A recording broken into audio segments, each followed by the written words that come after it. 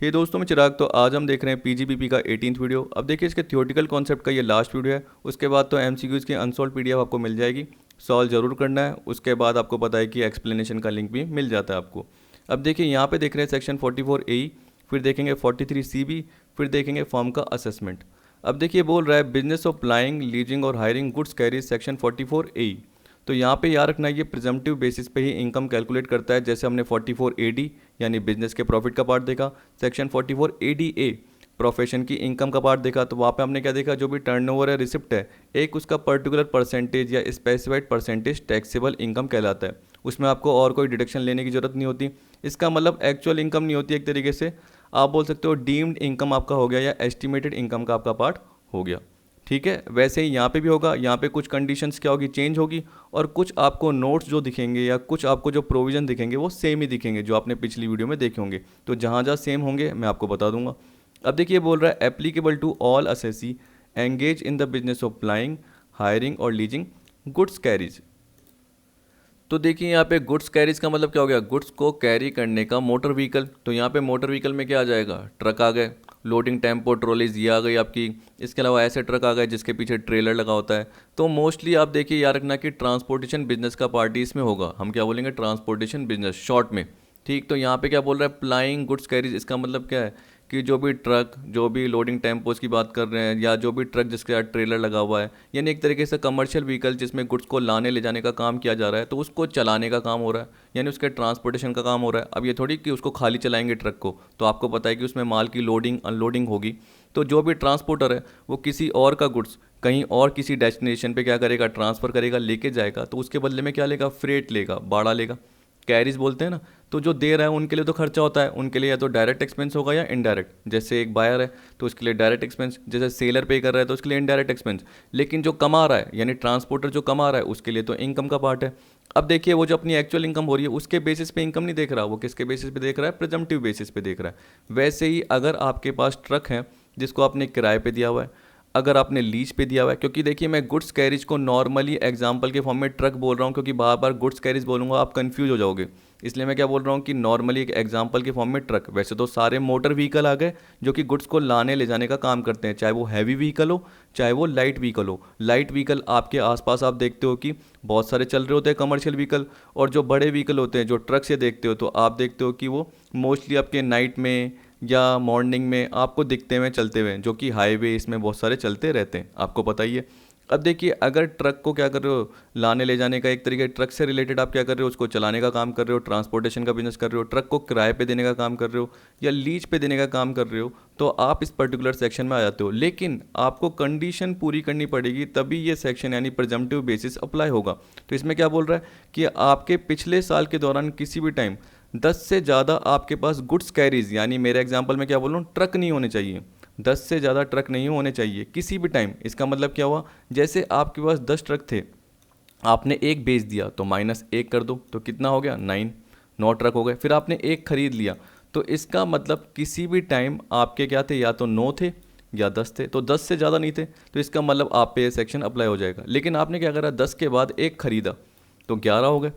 फिर आपने उसमें से क्या उसी साल एक बेच दिया, तो साल के एंड में आपके 10 ट्रक रह गए। तो इसका मतलब साल के दौरान किसी भी टाइम आपके 10 से ज़्यादा हो गए थे, यानी 11 हो गए। तो इसका मतलब आप पे ये सेक्शन अप्लाई नहीं होगा, क्योंकि देखिए क्या बोल रहा है, at any time during the previous year. 10 से ज़्यादा नहीं होने चाहिए। Assessee must not own more than 10 goods carriages at any time during the previous year. तो उस टाइम आपके क्या हो गए, 11 हो गए, पर बाद में तो 10 हो गए, लेकिन बीच में तो आपके 11 हो गए। इसलिए आप पे ये सेक्शन अप्लाई नहीं होगा। और आपकी जो नॉर्मल इनकम निकलती है, मतलब जो भी आप डिडक्शन लेते हो 28 से लेकर 38, कहने का मतलब 30 से लेकर 38 बोल सकते हो वैसे तो नॉर्मल, क्योंकि हमने जितनी भी देखी थी वो सेक्शन 30 से 36 देखी स्पेसिफिक, फिर जनरल डिडक्शन देखी सेक्शन 37 सब सेक्शन 1। तो जो भी आपने डिडक्शन देखी वो आपको लेस करनी पड़ेगी और नॉर्मल बिजनेस इनकम निकलेगी। लेकिन अगर आप ये सेक्शन चाहते हो तो आपके पास 10 से ज़्यादा ट्रक नहीं होने चाहिए। फिर आपको बोल रहा है ओनर ऑफ कैरीजेस इंक्लूड, यानी याद रखना कि ओन का मतलब आप ओनर होने चाहिए। तो इसमें बोल रहा है कि आपने उसको खरीदा हो, आपने उस मोटर व्हीकल को कंस्ट्रक्ट किया हो, ये पार्ट हो सकता है। या जब आपने खरीदा तो आपने हायर परचेज या इंस्टॉलमेंट बेसिस पे खरीदा होगा, तो आपने इंस्टॉलमेंट का पेमेंट नहीं किया होगा अभी तक, क्योंकि आपको पता है कि वो तो क्या है, आप धीरे धीरे पे करते रहोगे। मंथली इंस्टॉलमेंट हो गई या हाफ ईयरली हो गई, जैसे भी आपने इंस्टॉलमेंट या ईयरली हो गई, नॉर्मली मंथली इंस्टॉलमेंट होती है। तो तब तक तो आप ओनर बने नहीं, लेकिन तब भी आपको ओनर माना जाएगा। ये बोल रहा है owner of carriages include a buyer under hire purchase और installment system even if the whole amount is unpaid. चाहे आपने अभी तक पूरा अमाउंट पे नहीं करा तब भी आप ओनर माने जाओगे। अब देखिए गुड्स कैरीज का मतलब क्या है।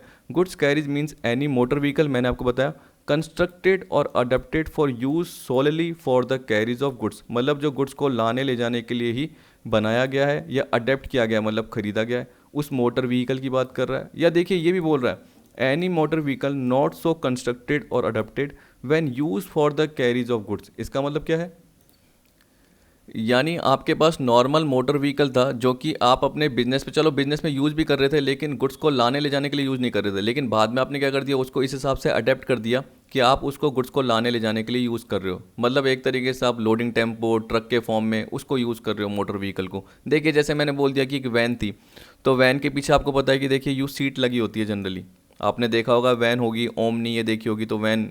तो हमारे आसपास जैसे पास में हमारा एक बिज़नेस है, तो उन्होंने क्या कर रखा है कि इस पर्टिकुलर पूरे पार्ट को वो हटा देते हैं और इसका कमर्शियल यूज़ कर लिया। वही येलो पट्टी लगती है आपको पता है, जो प्लेट होती है ना, तो उन्होंने क्या कर रखा है, उसको कमर्शियल यूज़ कर लिया और ये पूरा पार्ट हटा दिया। अब उसके पीछे क्या करते हैं, वो पूरे के पूरे हेलमेट रखते हैं। तो इसका मतलब क्या कर रहे हैं, वो उनके बिजनेस के लिए यूज़ कर रहे हैं। लेकिन यहाँ पे मैं किसकी बात कर रहा हूँ याद रखना, वो तो चलो अपने बिजनेस के लिए यूज़ कर रहे हैं, लेकिन यहाँ पे आपका बिजनेस ही वही होना चाहिए। इसका मतलब गुड्स को लाने ले जाने के लिए जो ट्रक का यूज़ कर रहे हो, टेम्पो का यूज़ कर रहे हो, तो आपने अगर पहले नॉर्मल यूज़ किया था, लेकिन बाद में अब आप उसको गुड्स को लाने ले जाने के लिए यूज़ कर रहे हो, तो वो मोटर व्हीकल भी इसमें आ जाएगा, वो मोटर व्हीकल भी इसमें आ जाएगा। फिर देखिए बोल रहा है कि एस्टिमेटेड इनकम में क्या आएगा, income from each goods carries shall be type of good carries. अगर हैवी, देखिए क्या बोल रहा है, अगर हैवी ट्रक है यानी हैवी मोटर व्हीकल है, और अदर में क्या हो गया, लाइट हो गया, एक तरीके से यही बोलूँगा, एक हैवी हो गया और एक अदर में क्या हो गया, लाइट हो गया। तो ये बोला प्रेजम्पटिव इनकम पर मंथ और पार्ट ऑफ ए मंथ। इसका मतलब अगर आपने किसी महीने 2 दिन भी यूज़ करा, 5 दिन भी यूज़ करा और फिर बेच दिया, तो पूरे महीने की इनकम ही देखी जाएगी। पार्ट ऑफ द मंथ का मतलब क्या हो गया, अगर आपने एक दिन भी यूज़ करके उसको बेच दिया, तो उस केस में उस महीने की पूरी इनकम देखी जाएगी। कैसे, 1000 rupees per ton of gross vehicle weight और अनलेदन वेट। और यहाँ पे अदर में क्या दे दिया, 7500 रुपीज़ पर मंथ। और देखिए ये 1000 रुपीज़ पर मंथ है, लेकिन पर टन है, क्या है, पर टन है। अब देखिए आप क्या बोलोगे कि सर ये तो हम जनरली समझ गए कि आपने 1000 rupees per ton per month बोला।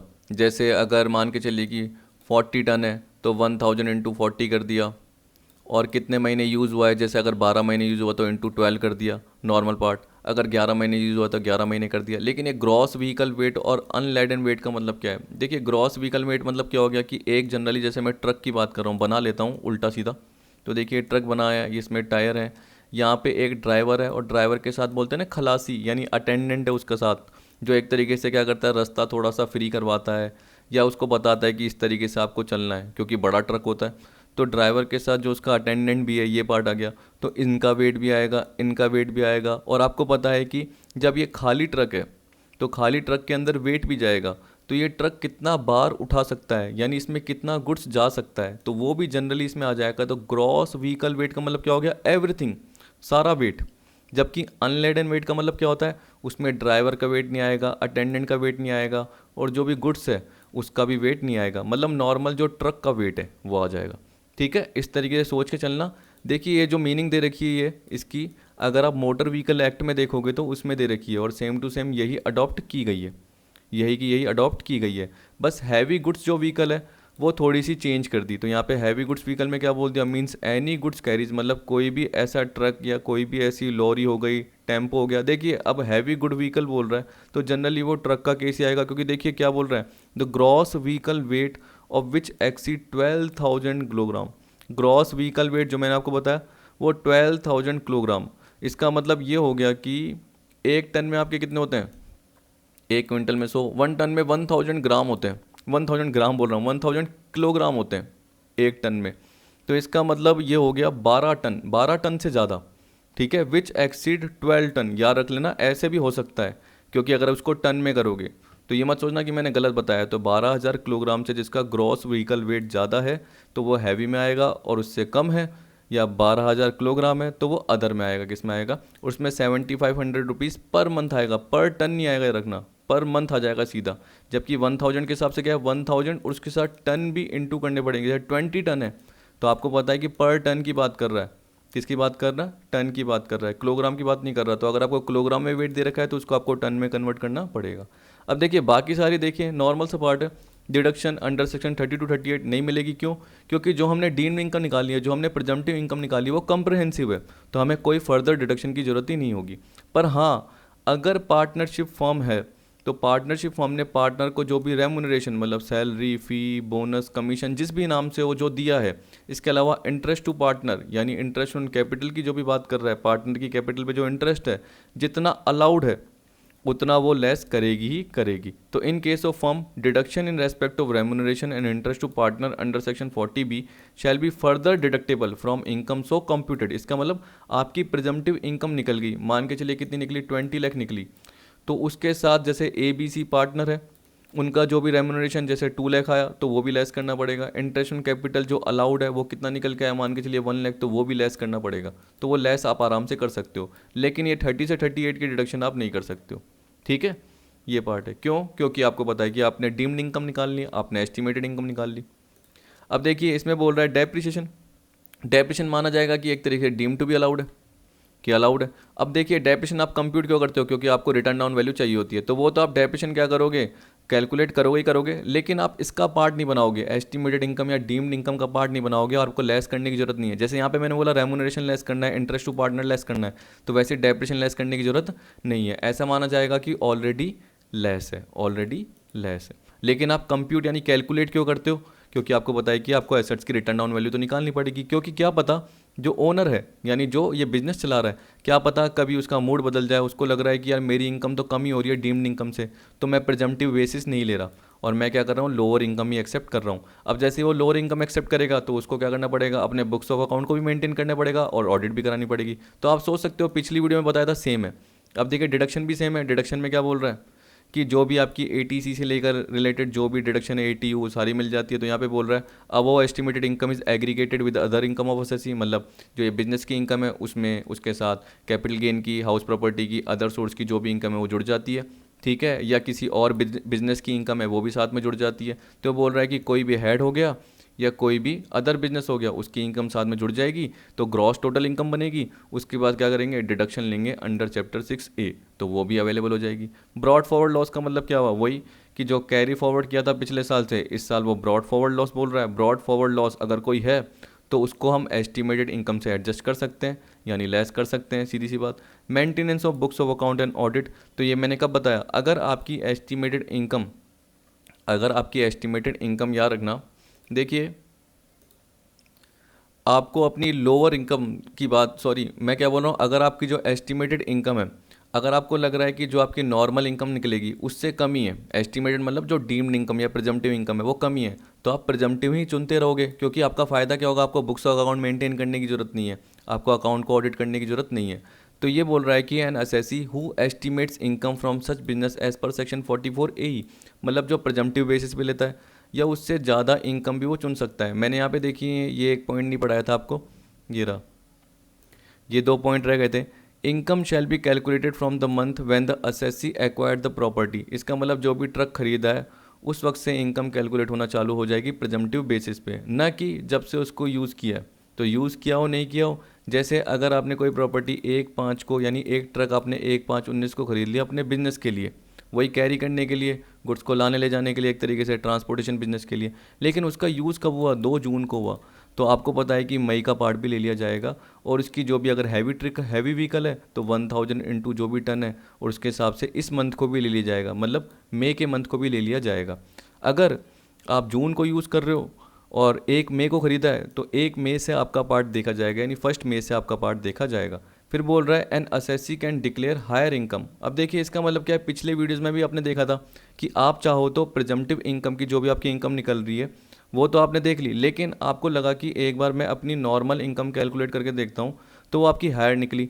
अब मैंने क्या बताया, आपको लग रहा है कि मेरे को तो देश हित में जाना है, मेरे को तो गवर्नमेंट को ज़्यादा टैक्स चुकाना है, तो आप चाहे तो हायर इनकम का पार्ट भी ले सकते हो। इसका मतलब जो प्रिजम्पटिव इनकम है वो आपकी कम आ रही है और हायर इनकम आपकी ज़्यादा आ रही है, तो आप हायर इनकम का पार्ट भी ले सकते हो। तो ये बोल रहा है कि अगर आपने प्रिजम्पटिव इनकम ली है या हायर इनकम लिए तो उसमें आपको बुक्स ऑफ अकाउंट को मेंटेन करने की ज़रूरत नहीं है, आपको अकाउंट को ऑडिट करवाने की ज़रूरत नहीं है।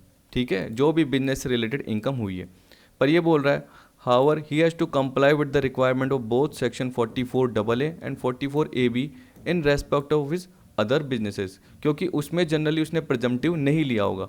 Further to note that in computing the monetary limit under section 44AA 44AB the gross receipt और income from the said business shall be excluded. अब देखिए इसके आगे क्या दे रखा है, effective assessee declares lower income. तो ये मैंने आपको बताया था कि प्रिजम्पटिव इनकम से अगर वो लोअर इनकम करता है, देखिए अगर प्रिजम्पटिव इनकम के हिसाब से कैलकुलेट कर रहा है और टैक्स चुका रहा है, या उससे हायर इनकम ले रहा है और टैक्स चुका रहा है, तो इनकम टैक्स डिपार्टमेंट खुश रहेगा। लेकिन अगर उसने क्या बोला किसी साल में कि मेरी तो लोअर इनकम है, लोअर इनकम पे टैक्स दूंगा, तो उस केस में क्या होगा, इनकम टैक्स डिपार्टमेंट यानी असेसिंग ऑफिसर क्या बोलेगा कि आपको बुक्स ऑफ अकाउंट भी मेंटेन करने पड़ेंगे या जो भी अदर डॉक्यूमेंट है 44AA के अकॉर्डिंग। इसके अलावा 44AB में आपको CA से अकाउंट्स को ऑडिट भी कराना पड़ेगा और रिपोर्ट को भी फर्निश करना पड़ेगा, जो भी ऑडिट रिपोर्ट है उसको भी फर्निश करना पड़ेगा इनकम टैक्स रिटर्न के साथ। तो ये मैंने जनरली आपको बताया हुआ है दोनों पार्ट। तो वही दे रखा है, an assessee can declare his income lower than the estimated income, मतलब जो भी प्रिजम्पटिव इनकम है उससे कम इनकम डिक्लेयर कर सकता है सेक्शन के प्रोविजन के अकॉर्डिंग। अगर वो ऐसा करता है तो उसको बुक्स ऑफ अकाउंट और अदर डॉक्यूमेंट मेंटेन करने पड़ेंगे और उसको अपने अकाउंट को ऑडिट कराना पड़ेगा और ऑडिट रिपोर्ट को फर्निश करना पड़ेगा, चाहे टर्नओवर या ग्रॉस रिसिप्ट कुछ भी हो। Note, assessee can change option from year two year. तो ये 44ADA की तरह ही है। देखिए यहाँ पे भी मैंने बताया था, आप देखिए ये ADA दिख रहा है आपको, दिख रहा है। अब देखिए नीचे, देखिए सबसे नीचे सेम पार्ट है, यहाँ पे मैंने क्या बताया था, assessee can change in option from year two year. तो वैसे ही यहाँ पे भी बोल रहा है कि असेसी चेंज कर सकता है AE में। लेकिन जब मैंने बिजनेस का पार्ट बताया था आपको, ये याद रखना, तो इसमें मैंने बताया था ये रहा, जब मैंने 44AD का पार्ट बताया था तो उसमें क्या बताया था कि पिछले साल आपने प्रिजम्पटिव इनकम के बेसिस पे पार्ट ले लिया, फिर अगले साल आपको क्या लगा, जैसे सपोज करो कि 2 साल आपने क्या कर दिया, प्रिजम्पटिव बेसिस पे इनकम कंप्यूट करी और टैक्स निकाल लिया, लेकिन उसके बाद आपको लगा कि आपका तो लोअर प्रॉफिट हो रहा है प्रिजम्पटिव से, तो आपने उस बेसिस पे क्या कर दिया, लोअर बेसिस पे टैक्स चुकाने का पार्ट कर दिया, तो आपने प्रिजम्पटिव नहीं चुना। तो उसके अगले 5 साल तक आपको पता है कि उसके अगले 5 साल तक आप प्रिजम्पटिव बेसिस नहीं चुन सकते हो। जबकि 44 जो ADA यानी प्रोफेशनल इनकम और 44 AE जो हम पढ़ रहे हैं ट्रांसपोर्टेशन वाले, इसमें आप हर साल ऑप्शन बदल सकते हो, कभी प्रिजम्पटिव ले सकते हो, कभी लोअर इनकम ले सकते हो। तो यहाँ पे ऐसा कोई डिसअलाउंस का पार्ट नहीं है। तो यहाँ पे बोल रहा है assessee can change in option from year two year, अच्छी बात है।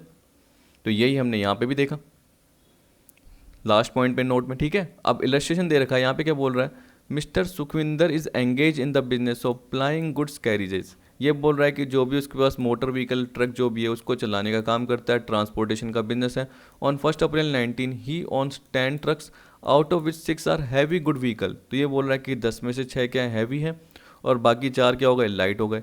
अब देखिए यहाँ पे मैंने गलती से अनलोडिंग लिख लिया था, तो आपकी PDF में अनलोडिंग है, इसकी जगह क्या कर देना, अनलेडन है एक तरीके से। ये आपको नहीं दे दूंगा और क्या PDF। तो देखिए unladen weight of each is 20 ton. On 2 May 2019 he sold one of the heavy goods vehicle and purchase a light good vehicle on 6 May 19। अब देखिए यहाँ पे मैंने क्या बोला, पहले बेचा है फिर खरीदा है, तो इसका मतलब वो नियमों को नहीं तोड़ रहा। क्यों?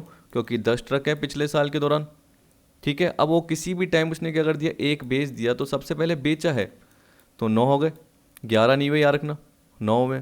फिर उसने एक बाद में खरीदा है, कब खरीदा है, उसके बाद 6 मई को, यानी 4 दिन बाद खरीदा है, ठीक है। तो टोटल मिला के 10 ही अभी भी, तो 10 से ज़्यादा नहीं, अच्छी बात है। अगर वो पहले खरीदता तो 10 + 1 11 हो जाते, और पिछले साल के दौरान किसी भी टाइम अगर 10 से ज़्यादा हो जाते हैं तो उसको नॉर्मल इनकम ही निकालनी पड़ती, यानी नेट प्रॉफिट देखना पड़ता और सारे खर्चे देखने पड़ते, ठीक है। तो वो प्रिजम्पटिव नहीं चुन सकता था, लेकिन अभी चुन सकता है आराम से, क्योंकि पहले बेचा है फिर खरीदा है। इसका मतलब ये हो गया। अभी बोल रहा है this new vehicle could however be put to use only 15 June. अब देखिए आप सोचिए कि खरीदा कब, 6 मई को, और बेचा कब, सॉरी बेचा नहीं, यूज़ कब करा, 15 जून को। तो मैंने क्या बताया था कि जब प्रॉपर्टी खरीदी गई है, मतलब 6 मई को खरीदी है, तो इसका मतलब मई भी लिया जाएगा। अगर जून को पुट टू यूज़ किया है तो ये नहीं कि जून का लेना पार्ट आपको मई से लेना है, तो मई, जून, जुलाई, अगस्त, सितंबर ऐसे कवर करना है। तो इसका मतलब अप्रैल मंथ नहीं आएगा सिर्फ, तो मई से अगर आप लोगे मार्च तक तो कितने होंगे, 11 महीने होंगे। कितने होंगे, 11 महीने। तो 11 महीने के बेसिस पे इनकम निकल के आएगी, ना कि 10 महीने। तो 10 महीने गलत हो जाएगा, रखना आपको 11 महीने के बेसिस पे लेना है। और जो पहले से ही है उसके तो आपको पूरे 12 महीने का पार्ट लेना है। Compute the total income of Mr Sukhvinder for assessment at 2021 taking notes of the following data. अब ये भी क्वेश्चन का पार्ट है कि जो वो बिजनेस कर रहा था उसमें जो अगर नॉर्मल उसको इनकम मिलती तो फ्रेट का पार्ट कितना मिलता है 8,70,000, उसमें से वो खर्चे लेस करता है डेप्रिशन के, ऑफिस के जो भी हैं, ठीक है, ऑपरेशनल एक्सपेंसेस के, तो 825 लेस किए तो 45,000 नेट प्रॉफिट आया। और बोल रहा है other business and non business income कितनी है 70,000 है। मतलब जो भी अदर बिजनेस की या capital gain income from other source की, क्योंकि नॉन बिजनेस बोल रखा है ना, तो इसके अलावा इनकम फ्रॉम अदर सोर्स की भी कोई इनकम हो सकती है, तो टोटल मिला के वो 70 है। अब देखिए डायरेक्ट एस्टिमेशन का मतलब क्या हुआ कि अगर 44 AE में कवर आ रहे हो तो आपको पता है कि जो भी आपने खरीदा है वो हैवी व्हीकल में से खरीदा है, ठीक है। यहाँ पे देखिए क्या बोल रहा है, उसने हैवी गुड्स व्हीकल बेच दिया और क्या खरीदा, लाइट गुड व्हीकल खरीद लिया। तो बेचा हैवी गुड है और खरीद के लिए उसकी जगह लाइट गुड व्हीकल खरीदा। कुछ भी करो लेकिन 10 से ज़्यादा नहीं होने चाहिए। तो यहाँ पे देख सकते हो आप कि शुरू में आपके पास कितने थे, लाइट थे 4 और हैवी कितने थे 6। पर देखिए अलग अलग दे रखा है, क्यों दे रखा है, उसमें से याद रखना क्योंकि आपने एक उसमें बेचा है, तो आपने हैवी को बेचा है और लाइट को खरीदा है, तभी इसमें जनरली ऐसे दे रखे हैं।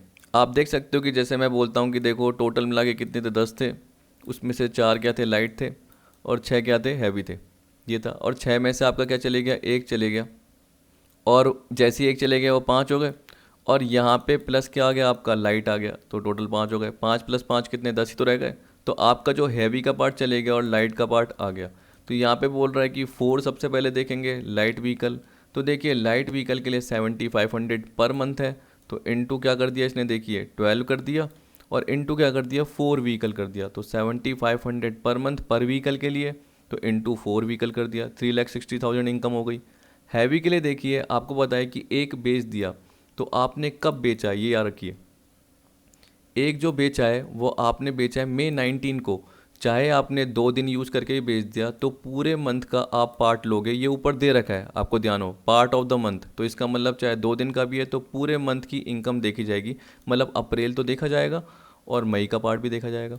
अब आपको पता है कि आपने हैवी बेचा है, हैवी के लिए क्या बोलते हैं, हैवी के लिए बोलते हैं, अब आपको दिखाना पड़ता है। तो देखिए ये 1000 पर ton of gross vehicle weight और अनलेडन वेट। तो अनलेडन वेट कितना है, क्वेश्चन में आपको दे रखा है अनलेडन वेट आपका 20 टन से रिलेटेड है। अनलेडन वेट ऑफ ईच यानी हर व्हीकल का 20 टन है। तो आप देख सकते हो यहाँ पे इसने क्या कर रखा है, जो मैं हैवी की बात कर रहा हूँ जो बेच दिया एक, तो देख लीजिए 1000 इंटू 1 व्हीकल है, इंटू 2 का मतलब क्या हुआ 2 मंथ आपको पता है, और इंटू 20 टन, तो 1000 पर टन बोल रहा है, पर मंथ की बात कर रहा है। 2 महीने क्यों, क्योंकि अप्रैल पूरा यूज़ हुआ और मई के 2 दिन यूज़ करने के बाद बेच दिया, लेकिन मई का पूरा महीना लेंगे इसलिए 2 महीने लिए हैं, और एक ही व्हीकल है। और बाकी आपको पता है कि जो हैवी व्हीकल है वो 5 ही थे, क्योंकि 6 में से एक चले गया बेच दिया, तो बाकी जो 5 व्हीकल है वो तो पूरे साल ही यूज़ हुए होंगे। तो 1000 into 5 into 20 ton into 12 month, तो ये 12 लाख हो गया। अब लाइट का पार्ट देखिए, आपको पता है कि हैवी जैसे ही ये बेचा था तो लाइट आ गया। अब मैंने क्या बताया, जब से आपने ख़रीदा तब से लेंगे, तो आपने कब ख़रीदा, तो आप ऊपर देख लीजिए, आपने ख़रीदा इसको 15 जून, द न्यू व्हीकल 6 मई को आपने ख़रीदा, तो मई से लेके मार्च का पार्ट 11 महीने का पार्ट देखिए। तो आप देख सकते हैं कि जो आपने एक व्हीकल ख़रीदा है लाइट, उस पर 7500 आएगा। अब इसमें पर टन ये कुछ लेने की ज़रूरत नहीं होती लाइट में, तो आपको पता है कि 7500 पर मंथ, तो 11 महीने का पार्ट आएगा मई से लेके मार्च का, और एक व्हीकल का तो इंटू 1 82,500। तो टोटल जो प्लाइंग गुड्स कैरीज का बिजनेस है उसकी इनकम कितनी हुई, 16,82,500, और अदर तो आपको क्वेश्चन में दे ही रखी है 70, तो टोटल मिला के 17,52,500 हो गई, ठीक है। अब देखिए यहाँ पे क्या बोल रहा है, income shall be calculated from the month when assessee acquired the property whether it has been put to use और not. For this purpose any fraction of the month shall be considered as a month. तो इसका मतलब क्या हो गया कि अगर आपने किसी भी महीने में बीच में खरीद ली तो आप क्या करोगे, पूरा महीने का पार्टी लोगे। अगर आपने बेच दी तब भी आप क्या करोगे, पूरे महीने का पार्टी कवर करोगे। यहाँ पे अल्टरनेटिव 2 में क्या दे रखा है, computation of income as per the provision of section 28 to 38। मतलब अगर आप एक्चुअल इनकम के बेसिस पे कंप्यूट करते तो फ्रेट चार्जेस क्वेश्चन में दे रखा है, ये तीनों खर्चे क्वेश्चन में दे रखे हैं, तो आपका ये लेस करने के बाद ये 45 दे रखा है और प्लस 70 करके 1,15,000 दे रखा है। मतलब पूरा का पूरा क्वेश्चन का पार्ट ही उतार दिया इसने। देखिए 45 + 70 कितना हो गया, 1,15,000।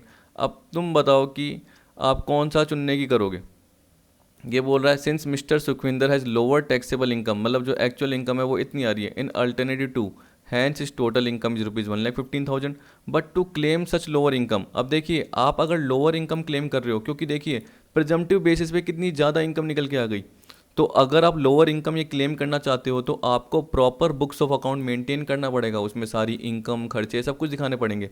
तो 44AA आपको मेंटेन करना पड़ेगा और 44AB के अकॉर्डिंग आपको CA से अकाउंट को ऑडिट कराना पड़ेगा। तो अगर आप ये अल्टरनेटिव 2 को चुनते हो, but to claim such lower income than estimated income as per provision of section 44AE, तो इसकी जगह अगर आप लोअर इनकम जो नॉर्मल आप पहले से ही करते आ रहे थे बहुत पहले से, कि हम लोअर इनकम कैसे लेंगे, नॉर्मल बिजनेस की इनकम जिसको बोलते हैं कि हमारा रेवेन्यू कितना हो उसमें से खर्चे जो भी 30 से लेकर 38 है वो लेस कर दिए, तो अगर आप वो चुनते हो तो आपको बुक्स ऑफ अकाउंट को भी मेंटेन करना पड़ेगा और अकाउंट को भी ऑडिट कराना पड़ेगा। कितना सिंपल था। अब देखिए अगला पार्ट आ रहा है आपका computation of income from construction and service contract section 43CB। Normal सा पार्ट है, यहाँ पे बोल रहा है कि अगर आपका कंस्ट्रक्शन कॉन्ट्रैक्ट का पार्ट है उससे जो आपका प्रॉफिट या गेन अराइज हुआ है, या आप क्या कर रहे हो सर्विसेज प्रोवाइड कर रहे हो तो उससे रिलेटेड कॉन्ट्रैक्ट कर रहे हो, कॉन्ट्रैक्ट फॉर प्रोवाइडिंग सर्विसेज, उससे रिलेटेड प्रॉफिट या गेन हो रहा है, तो ये बोला है shall be determined on the basis of percentage of completion method in accordance with the ICDS income computation and disclosing standard. उसके according percentage of completion method के बेसिस पे जो भी प्रॉफिट या गेन आया वो आपका टैक्सेबल हो जाएगा। टैक्स पॉइंट ये बोल रहा है profit and gains arising from a contract for providing services. ये बोल रहा है कि अगर कॉन्ट्रैक्ट जो भी आप प्रोवाइड करते हो सर्विस से रिलेटेड, ठीक है, प्रोवाइड करते हो और उसकी ड्यूरेशन 90 दिन से कम है, with duration of not more than 90 days, यानी 90 डेज या उससे कम है, तो प्रोजेक्ट कंप्लीशन मेथड जो भी है वो लग जाएगा, क्योंकि आपको पता है कि प्रोजेक्ट पूरा कंप्लीट हो गया। लेकिन एक contract for providing service involving indeterminate number of act over a specified period of time, इसका मतलब बहुत साल लग जाते हैं। जो भी आप कॉन्ट्रैक्ट प्रोवाइड करते हो तो आपको 4 साल लग जाते हैं, तो आपको पता है कि जो अमाउंट मिल रहा होता है आपको टुकड़ों में मिल रहा होता है, कभी 1 महीने कभी 4 महीने, तो जो भी अमाउंट आपको मिलता जाता है वो धीरे धीरे मिलता जाता है। तो उस बेसिस पे क्या बोल रहा है स्ट्रेट लाइन मेथड पे आपका प्रॉफिट एंड गेन्स का पार्ट निकाला जाएगा। For the purpose of percentage of completion method the contract revenue shall include retention money. क्या देखा जाएगा, कॉन्ट्रैक्ट रेवेन्यू में जो भी रिटेंशन मनी है उसका पार्ट लिया जाएगा। Contract cost shall not be reduce by any incidental income in the nature of interest dividend और कैपिटल गेन। इंटरेस्ट के फॉर्म में, डिविडेंड के फॉर्म में, कैपिटल गेन के फॉर्म में जो भी आपकी इनकम हुई है इंसिडेंटल, इससे वो लेस नहीं की जाएगी। ठीक है। अब देखिए आपका फर्म असेसमेंट का पार्ट है, क्योंकि देखिए मैंने इतनी जल्दी इसलिए बताया क्योंकि वो इतना ज़्यादा समझाने की जरूरत भी नहीं थी और आपके एग्जाम से रिलेटेड इतना इंपॉर्टेंट भी नहीं है। मेन आपका प्रिजम्पटिव पार्ट है, तो 44AD, ADA और AE जरूर ढंग से देख के जाना। 44BB और 44BBB मैंने आपको वर्बली बता दिया था, जिसमें मैंने आपको मिनरल ऑयल का पार्ट बताया था, और एक कंस्ट्रक्शन सिविल कंस्ट्रक्शन का पार्ट बताया था, जिसमें मैंने बताया था कि टर्न की पावर प्रोजेक्ट है जिसकी प्लांट एंड मशीनरी की आप टेस्टिंग करते हो, कमीशनिंग करते हो, तो ग्रॉस रिसिप्ट या टर्नओवर का क्या होगा आपका 10% निकलेगा, जो कि टैक्सेबल इनकम कहलाएगा, क्योंकि वो भी प्रिजम्पटिव इनकम का पार्ट था। तो वो वर्बली बता दिया, एक बार जरूर याद रखना। अब देखिए फर्म के असेसमेंट की बात कर रहा है, तो आपका जो टॉपिक है इनकम टैक्स में उसमें है असेसमेंट ऑफ इंडिविजुअल, लेकिन फर्म का असेसमेंट नहीं है। लेकिन कभी कभी क्या होता है पार्टनरशिप से रिलेटेड कुछ कुछ पूछ लेता है, तो इसलिए मैंने इसका थ्योरेटिकल पार्ट भी कवर कर लिया, क्योंकि अराउंड आपको इसमें क्या लगेंगे 20 से 25 मिनट लगेंगे, लेकिन आपको पार्ट पूरा का पूरा समझ में आ जाएगा। अब देखिए इंट्रोडक्शन में क्या बोल रहा है कि under income tax act A partnership form has a separate identity apart from its partner. तो पार्टनर की इनकम तो अलग कंप्यूट होती है, लेकिन फर्म की अलग होती है। तो फर्म सेपरेट एंटिटी के फॉर्म में एक फ्लैट रेट लगता है 30% टैक्स, उस पर अगर सरचार्ज है तो सरचार्ज का पार्ट भी आ जाएगा। यानी अगर आपकी इनकम ज़्यादा है एक लिमिट से, तो सरचार्ज का पार्ट आपको देखो जब सिखाऊंगा असेसमेंट का इंडिविजुअल का तब पता चलेगा, तो तब आपको हल्का सा पॉइंट बता दूंगा। नहीं तो आप सोचना कि नॉर्मल टैक्स रेट क्या लगती है 30% लगती है, प्लस उसके साथ क्या लग जाता है हेल्थ एंड एजुकेशन सेस लग जाता है 4%। सरचार्ज है तो वो एप्लीकेबल लग जाएगा, प्लस उसके बाद हेल्थ एंड एजुकेशन सेस @ 4% हो जाएगा। कह रहा है tax point unless and until otherwise mentioned A partnership firm shall include LLP। Further the word partner include partner of LLP। तो ये बोल रहा है कि पार्टनरशिप में क्या होगा, एक तरीके से LLP को भी इंक्लूड किया जाएगा और पार्टनर में LLP के पार्टनर को भी इंक्लूड किया जाएगा। अब देखिए क्या बोल रहा है, तो इस पॉइंट में जनरली बोल रहा है कि पार्टनर को फर्म की इनकम में से जो भी हिस्सा मिलेगा, मतलब जो प्रॉफिट मिलता है, शेयर ऑफ प्रॉफिट बोल सकते हो आप, शेयर ऑफ प्रॉफिट, तो प्रॉफिट में से जो भी पार्टनर को हिस्सा मिलेगा वो पार्टनर के हैंड में टैक्सेबल नहीं होगा। लेकिन देखिए आपको बताया कि जो सैलरी मिलती है पार्टनर को फर्म से, ठीक है, रेम्यूनरेशन बोलते हैं ना, सैलरी, फी, बोनस, कमीशन, इंटरेस्ट का पार्ट है वो अलाउड हो जाएगा। अब अलाउड यानी कहने का मतलब इनकम के फॉर्म में टैक्सेबल हो जाएगा और फॉर्म के लिए क्या हो जाएगा, वो अलाउड हो जाएगा, क्योंकि फॉर्म दे रही है तो फॉर्म के लिए एक्सपेंडिचर है। लेकिन कितना होगा वो जनरली डिडक्शन बता रखी है अंडर सेक्शन 40 सबसेक्शन बी में, कि फॉर्म की जो भी बिजनेस की इनकम होगी यानी पीजीबीपी की इनकम होगी उसमें दो चीज़ें और वो लेस कर सकती है। एक तो पार्टनर को रेमुनरेशन जिसमें सैलरी, फी, बोनस, कमीशन आ जाता है, और एक इंटरेस्ट ऑन कैपिटल का पार्ट यानी पार्टनर की कैपिटल पे जो इंटरेस्ट उसको दिया जा रहा है, किसको, पार्टनर को, तो वो फॉर्म लेस कर देती है। पर कितना, वो तो deduction under section 40 subsection B के अकॉर्डिंग बता रखा है। तो आपको अभी मैं बताऊंगा, आपको समझ में आ जाएगा। उसके बाद आपको ये भी पता चल जाएगा कि जितना डिडक्शन मिला है उतना ही पार्टनर के लिए वो इनकम कहलाता है। लेकिन प्रॉफिट का जो शेयर है वो पार्टनर के लिए इनकम नहीं कहलाता, वो टैक्सेबल नहीं होता। अच्छी बात है पार्टनर के लिए, ठीक। थर्ड क्या बोल रहा है, as in case of any other SSC income of the firm including LLP is also assessed under the head of income, that is income from house property, PGBP, capital gain, income from other sources. इसका मतलब बोल रहा है कि जैसे आप normal individual की बात करते हो तो इंडिविजुअल में तो चलो सैलरी का पार्ट भी आता है, लेकिन फॉर्म में इनकम फ्रॉम सैलरी का पार्ट नहीं आता, लेकिन बाकी सारे हेड तो आते हैं। Income from house property, PGBP, capital gain का हेड आता है, इनकम फ्रॉम अदर सोर्स का आता है, सैलरी का नहीं आता। तो देखिए क्या बोल रहा है, a firm can not have income under the head salaries. फिर दूसरा बोल रहा है, registration of firm is not compulsory to assess a firm as such for income tax purpose. तो ये बोल रहा है कि फर्म का रजिस्ट्रेशन कंपलसरी नहीं है। तो इसका मतलब क्या है, वॉलंटरी भी बन सकती है फॉर्म। लेकिन देखिए आपको पता है कि डिस्प्यूट होने के चांस रहते हैं, इसलिए जनरली आप देखोगे नॉर्मली प्रैक्टिकल अप्रोच के हिसाब से तो जब भी पार्टनरशिप फॉर्म होती है तो एक पार्टनरशिप डीड बना देती है और पार्टनरशिप एक्ट के अकॉर्डिंग क्या होती है, रजिस्टर्ड हो जाती है। तो रजिस्ट्रेशन नॉर्मल सभी करवाते हैं, नहीं तो डिस्प्यूट होता है, झगड़ा हो जाता है। तो नॉर्मली आप बोलोगे होगा, लेकिन यहाँ पे थियोरेटिकली क्या बोल रहा है कि कंपलसरी नहीं है।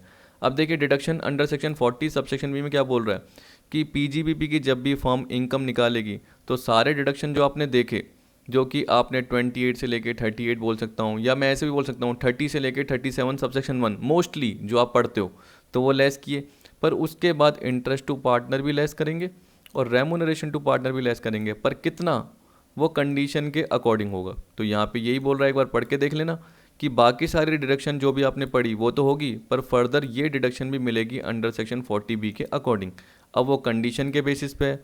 जैसे जनरली मैं क्या बोलता हूँ कि पार्टनर का जो भी इंटरेस्ट है वो 12% तक की डिडक्शन ही मिलेगी, यहाँ पे दे रखा है। लेकिन कैसे वो आपको पता चलेगा, क्योंकि मैंने तो सिर्फ 12% बोल दिया, लेकिन उसका भी कैलकुलेशन का पार्ट होता है, तो उसका मैंने एग्जाम्पल कवर किया। यहाँ पे देखिए सबसे पहले क्या बोल रहा है, condition as per section 185 to claim deduction under section 40 subsection B, यानी interest to partner, remuneration to partner, ये खर्चा क्लेम करने के लिए, डिडक्शन लेने के लिए firm shall have to fulfill the following conditions as laid down under section 184। तो 185 क्या बता रहा है कि 40 सबसेक्शन बी की डिडक्शन लेने के लिए आपको 184 के ये चार जो कंडीशन है इसको भी फॉलो करना पड़ेगा। तो सबसे पहले क्या बोल रहा है, partnership must be evidence by an instrument. अब देखिए जैसे मैंने क्या बताया, पार्टनरशिप होना कंपलसरी नहीं है, लेकिन आपको पता है कि यहाँ पे इंटरेस्ट की डिडक्शन के लिए, रेमुनरेशन की डिडक्शन के लिए आपको क्या करना पड़ेगा, पार्टनरशिप डीड बनवानी पड़ेगी, मतलब एक इंस्ट्रूमेंट तो बनाना पड़ेगा। तो इसका मतलब क्या है, अब वो रजिस्टर्ड हो गई, डीड बना रहे हैं। तो ये बोला partnership must be evidence by an instrument, section 184 subsection 1.1। फिर दूसरा क्या बोल रहा है, certified copy of the instrument of partnership shall accompany the return of income of the year in which assessment as a firm is first short.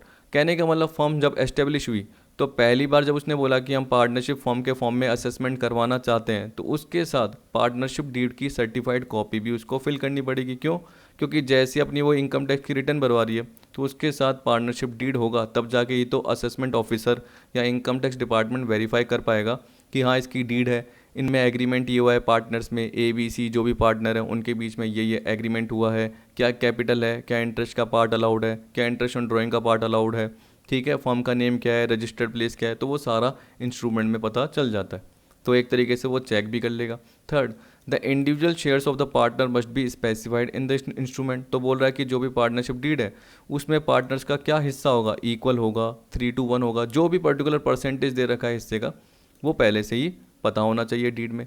फिर देखिए क्या बोल रहा है, there is no failure as specified under section 144 on part of the firm. इसका मतलब क्या है, देखिए आपको ये पता होगा कि 144 का मतलब होता है बेस्ट जजमेंट असेसमेंट, मैंने आपको बताया था, यानी असेसिंग ऑफिसर आ रहा है और वो क्या कर रहा है, इनकम को कैलकुलेट कर रहा है। तो बेस्ट जजमेंट असेसमेंट हो गया, जहाँ पे असेसिंग ऑफिसर को लग रहा है कि आपने अपने इनकम टैक्स की रिटर्न सही ढंग से नहीं भरी, आपने क्या करा, कोई ना कोई फ्लक्चुएशन, कोई ना कोई घपला होने के चांसेस हैं, तो वहाँ पे असेसिंग ऑफिसर आके बेस्ट जजमेंट असेसमेंट करता है और आपकी इनकम कंप्यूट करता है। तो इसका मतलब आप फेल कर गए, आप क्या हो गए, फेल हो गए। तो आपको फेल नहीं होना, आपको खुद को इनकम कंप्यूट करनी है। आप प्रॉपर इनकम कंप्यूट करें, आप जो भी इनकम टैक्स की ड्यू डेट है रिटर्न भरने की, उसके अकॉर्डिंग रिटर्न भरिए। आपको जो प्रॉपर गाइडलाइंस दे रखी है या प्रॉपर जो स्टैंडर्ड दे रखे हैं उसको फॉलो करते हुए आपने क्या करना है, रिटर्न को भरना है। अगर आपने नहीं भरा या आपने उसमें कुछ घपला किया तो उस केस में क्या होगा, असेसिंग ऑफिसर आ जाएगा, तो वहाँ पे आप फेल हो जाओगे। तो यहाँ पे बोल रहा है कि आपको फेलर नहीं होना, यानी आपका बेस्ट जजमेंट असेसमेंट नहीं होना चाहिए, असेसिंग ऑफिसर आपका असेसमेंट न करे, आप खुद प्रॉपर रिटर्न भरिए। ये हो गया, तब जाके आपको जो डिडक्शन है रेम्यूनरेशन की और इंटरेस्ट की वो अलाउ हो जाएगी। अब देखिए क्या बोल रहा है, effect of non fulfilment of above condition, अगर ये कंडीशन फुलफिल नहीं होगी तो डिडक्शन नहीं मिलेगी, किसकी, इंटरेस्ट की भी नहीं मिलेगी और रेम्यूनरेशन की भी नहीं मिलेगी। यही बताया मैंने। अब देखिए बोल रहा है इंटरेस्ट टू पार्टनर, तो ये बोल रहा है interest to partner whether on capital और on loan is allowed as deduction. मतलब कैपिटल यानी पार्टनर ने क्या कर रहा है, एक तरीके से कैपिटल लगाई हुई है या पार्टनर ने लोन दिया हुआ है फर्म को, तो इंटरेस्ट चाहे किस पे हो, कैपिटल पे हो चाहे लोन पे हो, वो डिडक्शन के फॉर्म में अलाउ हो जाएगा। कंडीशन में क्या दे रखा है, interest must be authorise by partnership deed, यानी इंस्ट्रूमेंट में गिवन होना चाहिए, पार्टनरशिप डीड में दिया हुआ होना चाहिए, ऑथोराइज होना चाहिए। Payment must pertain to a period after the partnership deed, जो पेमेंट है वो पार्टनरशिप डीड के बाद का पीरियड का होना चाहिए। डिडक्शन में क्या बोल दिया, minimum of the following is allowed as deduction. Main ये है, actual interest given to partner as per deed, 12% per annum simple interest, दोनों में से जो कम है वो डिडक्शन के फॉर्म में किसको मिल जाएगा, फर्म को, और उतना ही पार्टनर के लिए पीजीबीपी की इनकम बन जाएगा, क्योंकि पार्टनर की इनकम भी पीजीबीपी में आती है, याद रखना। देखिए मैं फर्म की बात कर रहा हूँ अभी तो, लेकिन मैं साथ में ये भी बता रहा हूँ कि जितना मिनिमम फर्म को अलाउ हुआ है खर्चों के फॉर्म में, उतना ही पार्टनर की वो इनकम माना जाएगा। प्रॉफिट का जो शेयर है वो पार्टनर की इनकम नहीं होता, लेकिन जो इंटरेस्ट और रेम्यूनरेशन जितना फर्म को अलाउ हुआ है 40 सबसेक्शन बी के अकॉर्डिंग, उतना ही पार्टनर की क्या है वो इनकम बन जाएगा। तो minimum of the following firm को डिडक्शन मिल रही है, actual interest given to partner as per deed, partnership deed में जितना इंटरेस्ट बोल रखा है वो एक्चुअल इंटरेस्ट, या 12% पर एनम सिंपल इंटरेस्ट, दोनों में से जो मिनिमम हो। अब देखिए इलस्ट्रेशन के थ्रू बता रहा हूँ तो आपको प्रॉपर समझ में आ जाएगा। देखिए जैसे यहाँ पे दे रखा है केस ए, इसमें बोल रहा है interest on capital as per books of account, तो आपने 20,000 रुपीज़ बुक्स ऑफ अकाउंट में दिखा रखा है, ठीक है। Interest on capital as per books of account मतलब कैपिटल पार्टनर ने लगाई हुई है, उस पर जो इंटरेस्ट का पार्ट है फर्म ने खर्चों के फॉर्म में 20,000 बुक्स में दिखा रखा है। अब जरूरी थोड़ी इनकम टैक्स में वो अलाउ हो, तो यहाँ पे देखिए हमें देखना पड़ेगा रेट क्या है, तो rate of interest allowed to partner, तो फर्म ने पार्टनर को जो इंटरेस्ट दे रखा है वो 10% है, और पार्टनरशिप डीड के अकॉर्डिंग भी इंटरेस्ट अलाउड 10% ही कवर कर रखा है। अब देखिए जैसे डीड में क्या होता है कि बोल दिया 10%, तो क्या पता पार्टनर को जो इंटरेस्ट है वो 12% भी दे दें, क्या पता 8% भी दे दें, तो डीड में जो दे रखा है उससे कम ज़्यादा भी कभी कभी हो जाता है। तो जनरली इसमें यही दे रखा है कि rate of interest allowed to partner, firm ने कितना पार्टनर को दिया है, लेकिन डीड में कितना बता रखा है, डीड में 10%, तो दोनों केसेस में सही है, तो कोई भी डिसअलाउड अमाउंट नहीं होगा। अगर आपको समझना है तो आप अलाउड अमाउंट की तरह भी समझ सकते हो, तो आपको पता है कि ये पूरा का पूरा अलाउड हो जाएगा। अब देखिए 30,000 है और rate of interest allowed to partner कितना है, 15%, तो सबसे पहले क्या कीजिए 30,000 अपॉन 15 कर दीजिए, जिससे आपको पता चल जाएगा कि पर परसेंट का कितना इंटरेस्ट है, ठीक है, पर परसेंट का कितना इंटरेस्ट है। तो आपको पता है कि 2,000 रुपीज़ पर परसेंटेज इंटरेस्ट है, ऐसे सोच लीजिए। फिर देखिए मैं कभी कंफ्यूज नहीं होता, मैं कैसे नहीं होता, क्योंकि मुझे पता है कि इंटरेस्ट अलाउड पर पार्टनरशिप डीड कितना है, 12% दे रखा है पार्टनरशिप डीड के अकॉर्डिंग, और हमें पता है कि इनकम टैक्स में क्या बोल दिया कि पार्टनरशिप डीड के अकॉर्डिंग जो एक्चुअल इंटरेस्ट दिया गया है, ठीक है, या 12%, तो ये भी 12% है और वो भी 12% है, लेकिन यहाँ पे रियल में तो उसको 30,000 रुपीज़ दे दिए। तभी मैंने क्या बताया कि पर परसेंट का निकालो तो ₹2,000 पर परसेंट आ गया, और आपको पता है कि इंटू 12 इतना मैक्सिमम अलाउड है। बस ये सोचिए मैक्सिमम कितना अलाउड है, 12% तक अलाउड है, और डीड में भी उतना ही दे रखा है, तो इसका मतलब 24,000 ही अलाउड होता, तो बाकी जो 6,000 है वो डिसअलाउड है। तो इसने यही कर रखा है 30/15 और बाकी इंटू 3 डिसअलाउड कर रखा है। अब देखिए अगला, देखिए अगले में क्या बोल रहा है, 30,000/15 है, लेकिन डीड साइलेंट है। जब डीड साइलेंट होती है तो क्या होता है, देखिए ऊपर क्या पढ़ा था हमने condition, interest must be authorise by the partnership deed, तब जाके ही डिडक्शन मिलती है। तो अगर यही कंडीशन पूरी नहीं है कि डीड ही साइलेंट है, तो उस केस में क्या बोलेंगे, इंटरेस्ट ही डिसअलाउड हो जाएगा। तो इंटरेस्ट हमेशा डीड के हिसाब से दिया जाना चाहिए, तो इसलिए पूरा का पूरा 30,000 ही डिसअलाउड हो जाएगा। तो जो अगर आपने बुक्स में दिखा रखा है लेस करके और आपका प्रॉफिट कम आया हुआ है, जैसे मान के चलिए कि डिडक्शन से पहले आपका प्रॉफिट था 2 लाख का और आपने 30,000 लेस किया हुआ है, आपने 170 दिखाया हुआ है, तो आपको 170 में वापस से 30 ऐड करना पड़ेगा क्योंकि वो डिसअलाउड है। तो वापस आपका 2 लाख हो जाएगा।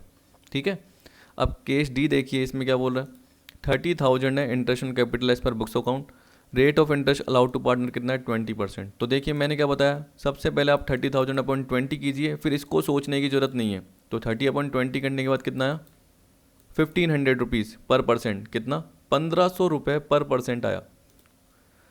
अब देखिए मैंने क्या बताया था उसके बाद कि आपको ये देखना है इंटरेस्ट अलाउड कितना है, 18% पार्टनरशिप डीड के अकॉर्डिंग। लेकिन इनकम टैक्स ने क्या बोला कि actual interest given to partner as per deed या 12% पर एनम सिंपल इंटरेस्ट। तो कितना होगा, 12%, तो इतना ही अलाउड होगा। तो 1500 रुपीज़ पर परसेंट है इंटू 12% कीजिए, तो 1500 इंटू 12 करना है, 1500 रुपीज़ पर परसेंट है, तो इंटू 12 के हिसाब से कितना होगा, 18,000 अलाउड होगा।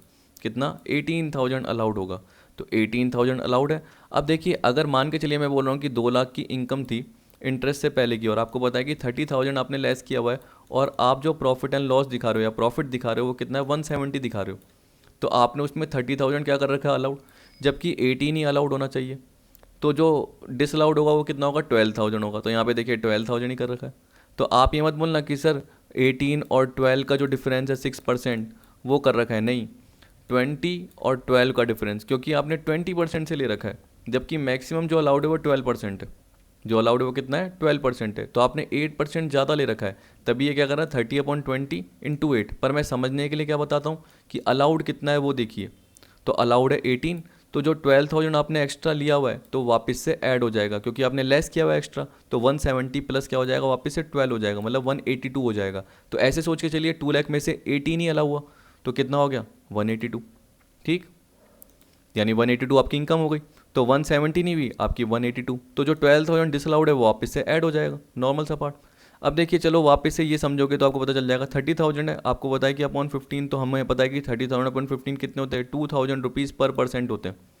अब देखो interest allowed as per partnership deed कितना है, 10% है। तो आप बोलोगे सर 2,000 इंटू 10 करेंगे, तभी तो मैंने बोला अलाउड के हिसाब से देखिए, मैक्सिमम 12% है, लेकिन यहाँ पे डीड के हिसाब से 10% है। तो 2,000 इंटू 10 के हिसाब से 20,000 अलाउड होता, क्योंकि मिनिमम ऑफ द फॉलोइंग बोल रखा है कि पार्टनरशिप डीड में जो दे रखा है, और 12%, तो आपको पता है कि ये 12% से कम है, तो ये 20,000 अलाउड है। तो 30 में से 20,000 तो अलाउड है, तो बाकी 10,000 क्या है, डिसअलाउड है। तभी देखिए क्या है, आप कभी कंफ्यूज होंगे ही नहीं, और आप ऐसे देखेंगे तो आप कंफ्यूज होंगे कि 30,000 अपॉन 15 कर रखा है, और इसमें अब क्या कर रखा है, 15 और 10 का डिफरेंस दे रखा है, जबकि यहाँ पे तो 20 और 18 का डिफरेंस दे ही नहीं रखा। देखो यहाँ पे 5 दे रखा है, तो यहाँ पे थोड़ी 20 और 18 का डिफरेंस दे रखा है, नहीं, यहाँ पे 20 और 12 का दे रखा है। तो आप पहले ऐसे भी सोच सकते हैं, 18 और 12 विच इज़ लोअर, तो आपको पता है कि 12, तो 20 और 12 का डिफरेंस आ जाएगा। 10 और 12 विच इज़ लोअर, तो आपको पता है कि 10% लोअर है, तो 15 और 10 का डिफरेंस मतलब 5% डिसअलाउड हो जाएगा। ऐसे भी सोच सकते हैं, तो वो आपके ऊपर है। ठीक है। अब देखिए यहाँ पे बोल रहा है 30,000 है, 30%, तो 30,000 अपॉन 30 करोगे तो कितना होगा, 1,000 रुपीज़ पर परसेंट, 1,000 रुपीज़ पर परसेंट। तो आप ये देख सकते हो कि अगर 1,000 रुपीज़ पर परसेंट है और interest allowed as per partnership deed कितना है, 30% है, कितना ज़्यादा है। तो आपको पता है कि अलाउड जो होगा वो कितना होगा, सिर्फ मैक्सिमम 12% तक का। तो 1,000 इंटू 12, 12,000। ठीक है। तो आपको 30,000 आपने अलाउड कर रखा है, जबकि अलाउड कितना है, 12,000 ही, तो बाकी 18,000 आपका डिसअलाउड हो जाएगा। ऐसे सोचिए, या ये सोचिए 30% और interest allowed as per partnership deed और 12% पर एनम, दोनों में से जो कम है, तो आपको पता है कि दोनों में से जो कम है क्या है, 12%।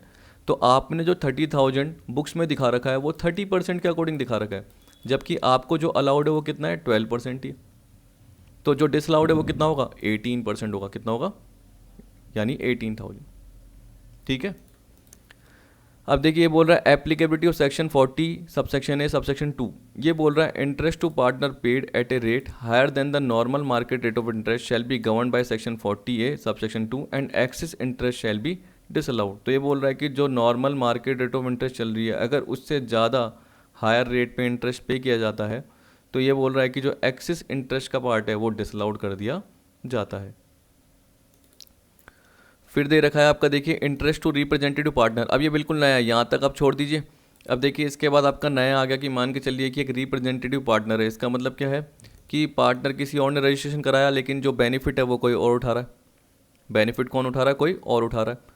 तो यहाँ पे ये बोल रहा है कि where an individual is a partner in a firm on behalf of और for the benefit of any other person, he is termed as a representative partner.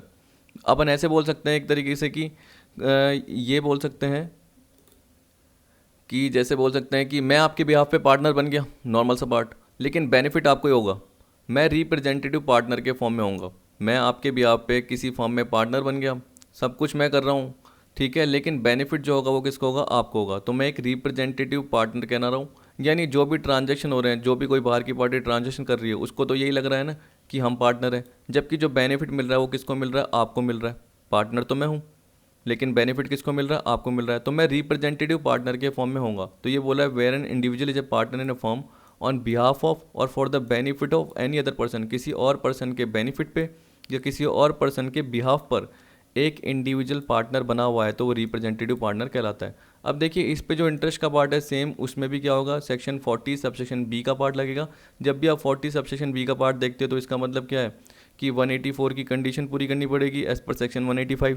इसके अलावा इंटरेस्ट टू पार्टनर का पार्ट है, तो इसमें क्या आएगा? वही actual interest given to partners as per deed और 12% पर एनम सिंपल इंटरेस्ट, दोनों में से जो कम है। तो इसका मतलब मैक्सिमम जो इंटरेस्ट अलाउड होगा वो 12% तक का ही होगा। अगर उससे कम है तो अच्छी बात है। जैसे हमारे केसेस में क्या था कि ज़्यादा दे दिया, वो तो बात अलग है, लेकिन डीड के हिसाब से क्या था, किसी किसी केस में ज़्यादा आ रहा था, तो तब हम क्या कर रहे थे? 18 और 12% विच इज़ लोअर देख रहे थे, और इसके हिसाब से हम क्या बोल रहे थे? 12% आएगा। 10 और 12 तो 10% सबसे कम ही है, लेकिन कितना दे दिया? 15 दे दिया। तो 15 में से 10 गए, 5% ज़्यादा दे दिया।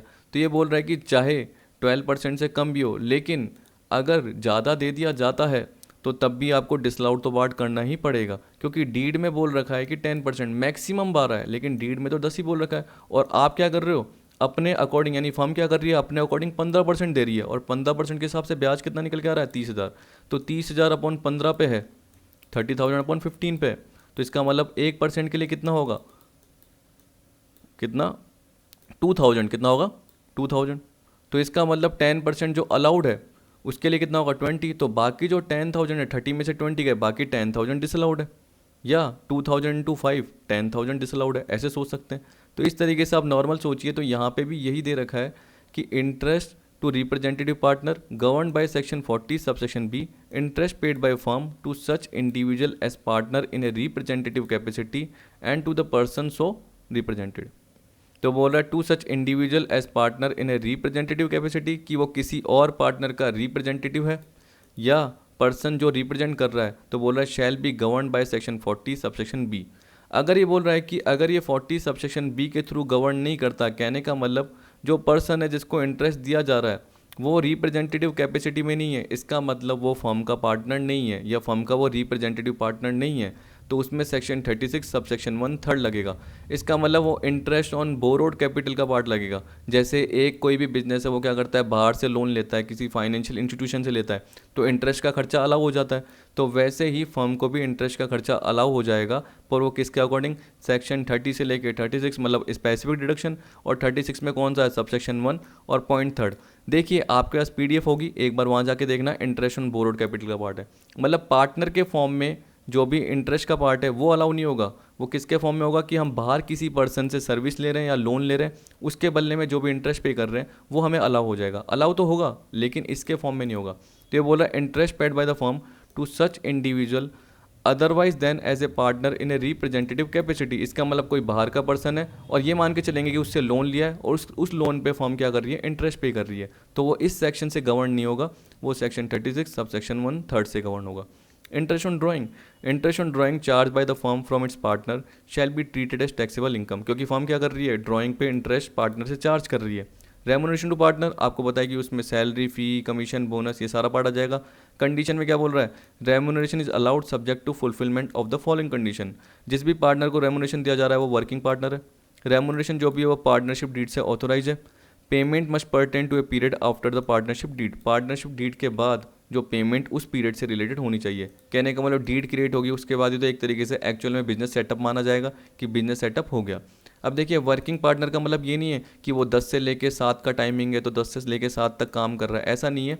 अगर वो पार्ट टाइम भी काम कर रहा है तो टाइम डिवोशन इंपॉर्टेंट नहीं होती, मेन ये देखा जाता है कि वो कैसे पार्टिसिपेट कर रहा है बिजनेस या प्रोफेशन में, तो वो एक्टिवली एंगेज है या नहीं है वो देखा जाता है। तो यहाँ पे बोल रहा है working partner means an individual who is actively engage in conducting the affairs of the business और प्रोफेशन ऑफ द फर्म। वो दूसरे पार्टनर्स को बाउंड कर सकता है, दूसरे पार्टनर के जो भी ऑर्डर है उससे खुद भी बाउंड हो सकता है। इसका मतलब कभी वो प्रिंसिपल है तो कभी वो एजेंट है, जरूरी नहीं कि वो फुल टाइम काम करे। तो ये बोल रहा है time devotion is not the key factor for deciding the status of partner as a working partner, कि ये नहीं कि वो 10 से 7 का ओवर है ऑफिस टाइम तो उसमें काम कर रहा है, ऐसा नहीं है।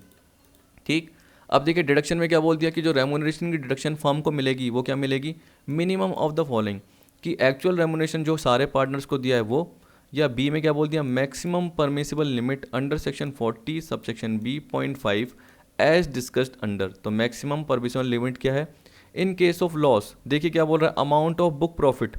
तो ये बोल रहा है कि अगर लॉस हो गया, बुक प्रॉफिट क्या है वो नीचे आपको पता चल जाएगा, तो बोल रहा है कि अगर लॉस हो गया तो मैक्सिमम रेमुनरेशन 1,50,000 ही अलाउड होगा। देखिए जैसे मैंने बोल दिया कि अगर एक 15,000 रुपये या 15 तो चलो मैंने ज़्यादा बोल दिया, ये मान के चलिए 7,500 रेमुनरेशन है दो पार्टनर का, ए का और बी का, तो 7,500 प्लस 7,500 ऐसे ही तो हुआ 15 कितना हो गया 15,000 ना, तो 15,000 इंटू 12 करके देखिए तो कितना आएगा 180 आएगा। और फर्म का जो बुक प्रॉफिट है वो बुक प्रॉफिट नहीं आ रहा, जनरली क्या आ रहा है लॉस आ रहा है। अगर फर्म का लॉस निकल के आ रहा है तो देखिए आपको पता है कि मैक्सिमम रेमुनरेशन कितना अलाउड होगा 150, तो आप देख सकते हो कि 180 और 150 विच इज लेस, कह रहे हैं ना remuneration is allowed to the minimum of the following, तो 180 और 150 विच इज लेस, तो 150 का पार्ट आएगा ऐसे। अब देखिए इन केस ऑफ प्रॉफिट बोल रखा है, प्रॉफिट में क्या बोल रखा है फर्स्ट ₹3 लाख, क्योंकि यहाँ पे तो लॉस था तो लॉस के केस में तो रेमुनरेशन यही कर सकते हैं, तो इसमें कोई परसेंटेज नहीं ले सकते थे। लेकिन प्रॉफिट आ गया क्योंकि लॉस का परसेंटेज कभी भी निकलता नहीं है, नेगेटिव अमाउंट का निकालने की जरूरत ही नहीं होती, लेकिन यहाँ पे प्रॉफिट है तो मान के चलिए कि अगर बुक प्रॉफिट 5 लाख है तो ये बोल रहा है कि पहले 3 लाख का 90% या 150 विच इज़ हायर, पहले 3 लाख का 90% जैसे निकाल के देखिए 270 आ रहा है, 2,70,000 और 150 विच इज़ हायर तो 150 आएगा। और बैलेंस बुक प्रॉफिट, बैलेंस कितना आया 5 लाख में से पहले 3 लाख तो बाकी 2 लाख, बाकी 2 लाख का कितना निकलेगा 60%, तो कितना आ गया 1,20,000, कितना आ गया 120। तो आपको पता है कि 150 और 120, 270 नहीं हुआ शुरू में अलाउ, क्यों, क्योंकि वो 3 लाख का 90% था 270 जो कि 150 से कम था। हमें क्या करना है, सॉरी मैंने गलत बोल दिया, मैंने विच इज हायर लेना था ना, तो मुझे क्या करना था 270 लेना है, मैंने गलती से 150 बोल दिया, तो 270 और 150 विच इज हायर तो 270 लेना है।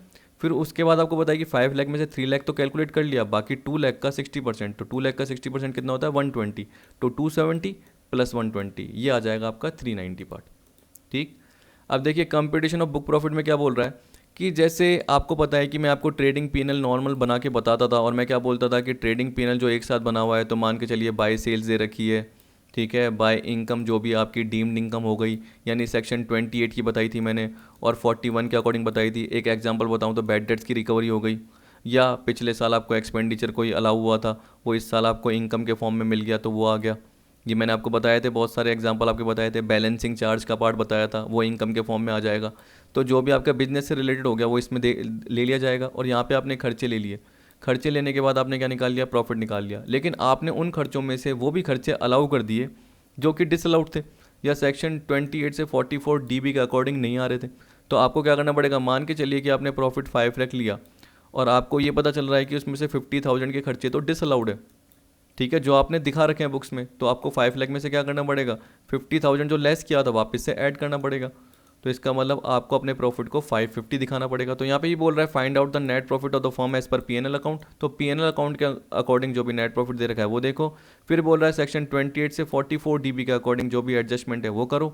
और याद रखना, आपको पता है कि आप क्या कर रहे हो, रेमुनरेशन निकाल रहे हो, तो आपने इंटरेस्ट वो 12% के अकॉर्डिंग निकाल रखा होगा, तो अगर उसका भी एडजस्टमेंट करना है तो वो ज़रूर कर लेना, उसका भी एडजस्टमेंट करना है। तो कहने का मतलब अगर डिसअलाउड का पार्ट है, जैसे सपोज करो कि मैंने ऊपर आपको एग्जांपल बताया, उसमें कोई सा भी एग्जांपल ले लो, जैसे ये वाला ये डिसअलाउड है, आपने 30 दिखा रखे थे जबकि आपको 12,000 दिखाने थे, तो आपने 18,000 डिसअलाउड कर दिया, तो ये 18,000 को भी ऐड कर दो। तो ये बोल रहा है सारा एडजस्टमेंट करो जो भी है, जो भी आपने डिसअलाउड एक्सपेंडिचर अलाउ कर रखा है उसको डिसअलाउड करो, मतलब वापस से ऐड करो। ठीक, क्योंकि आप रिवर्स से जा रहे हो, मतलब नीचे से ऊपर जा रहे हो, तो आपको जो भी खर्चे क्या थे डिसअलाउड थे वो वापस से ऐड करने पड़ेंगे, और जो भी डिसअलाउड इनकम थी वो लेस करनी पड़ेगी क्योंकि आपने इनकम ऐड की हुई है। ऐसे करना है। Step third, add remuneration to partner if debited to PNL. क्यों कर रहे हैं? क्योंकि रेमूनरेशन हम मैक्सिमम लिमिट कैलकुलेट कर रहे हैं, तो आपने जो भी बुक्स ऑफ अकाउंट में रेमूनरेशन दिखा रखा है वो हम नहीं मानेंगे, इसलिए अगर आपने पीएनएल में उसको टू साइड में दिखा रखा है तो वापस से ऐड करो। क्यों करो? क्योंकि हम अपना रेमूनरेशन निकाल रहे हैं। फोर्थ में क्या बोल दिया कि अगर कोई अनएब्जॉर्ब डेप्रिसिएशन है तो उसको लेस करो, but do not subtract brought forward business loss. लेकिन बिजनेस लॉस को आपको लेस नहीं करना, तो सिर्फ अनएब्जॉर्ब डेप्रिसिएशन को लेस करना है। रिजल्टेंट फिगर क्या आएगा? बुक प्रॉफिट आएगा। अब देखिए बोल रहा है कि अगर अनएब्जॉर्ब डेप्रिसिएशन को लेस करने की वजह से जो भी रेसिडुअल प्रॉफिट, मतलब जो प्रॉफिट बच गया वो इतना कम हो गया कि वो ब्रॉड फॉरवर्ड लॉस को एडजस्ट नहीं कर पाए। ठीक है, तो कम नहीं होना चाहिए, ये बोल रहा है। कह रहा है the residual profit should not be less than broad forward loss. तो अब ब्रॉड फॉरवर्ड लॉस से कम नहीं होना चाहिए। इसका मतलब हमारे पास इतना प्रॉफिट बचना चाहिए जो कि ब्रॉड फॉरवर्ड लॉस को एडजस्ट कर सके। अगर नहीं हो पा रहा तो हम अनएब्जॉर्ब डेप्रिसिएशन को लेस नहीं करेंगे। तो हमारे पास जो बचा हुआ प्रॉफिट होना चाहिए अनएब्जॉर्ब डेप्रिसिएशन के बाद वो इतना होना चाहिए कि वो ब्रॉड फॉरवर्ड लॉस को एडजस्ट कर सके, which are to be set off in the current year. ठीक है, अब देखिए नोट्स में क्या बोल दिया। Income from house property, income from other source and capital gain do not form part of book profit. Deduction under chapter 6A यानी 80C से 80U की वो भी इग्नोर की जाएगी। मतलब नॉर्मल आपको अपनी बिजनेस की इनकम निकली हुई है पीएनएल का अकॉर्डिंग प्रॉफिट, उसमें जो भी खर्चे डिसअलाउड है वो ऐड करने, जो भी इनकम डिसअलाउड है वो लेस करनी है क्योंकि आपने उसको ऐड करके दिखा रखा है, और जो खर्चे लेस किए थे डिसअलाउड उनको ऐड करके दिखाना है। रेमूनरेशन क्यों ऐड कर रहे हो? क्योंकि आपने टू साइड में दिखा रखा है उस रेमूनरेशन को, जबकि आपको जो निकालना है तो वो किसके बेसिस में निकालना है? इस पर्टिकुलर बेसिस पे निकालना है कि एक्चुअल रेमुनेशन और मैक्सिमम परमिसिबल अमाउंट जो कि ये दे रखा है, इन दोनों में से जो कम हो वही डिडक्शन के फॉर्म में अलाउ होगा। इन दोनों में से जो कम हो। लॉस के केस में जो मैक्सिमम रेमुनरेशन का यहाँ पे पार्ट आएगा वो आएगा 1,50,000 का पार्ट, और प्रॉफिट के केस में अगर आपका प्रॉफिट 3 लाख से ज़्यादा है तो पहले 3 लाख पे बुक प्रॉफिट का 90% और 150 विचर इज हायर, और बाकी जो अमाउंट बचा उस पर क्या होगा 60% का पार्ट आ जाएगा, और टोटल होके वो मैक्सिमम परमिसिबल लिमिट हो जाएगी। ठीक है, तो अगर आपका एक्चुअल रेमुनेशन ज़्यादा आ रहा है मैक्सिमम परमिसिबल से तो आपका मैक्सिमम परमिसिबल ही लेना पड़ेगा, क्योंकि हम मिनिमम की बात कर रहे हैं। किसकी बात कर रहे हैं? Remuneration is allowed to the minimum of the following.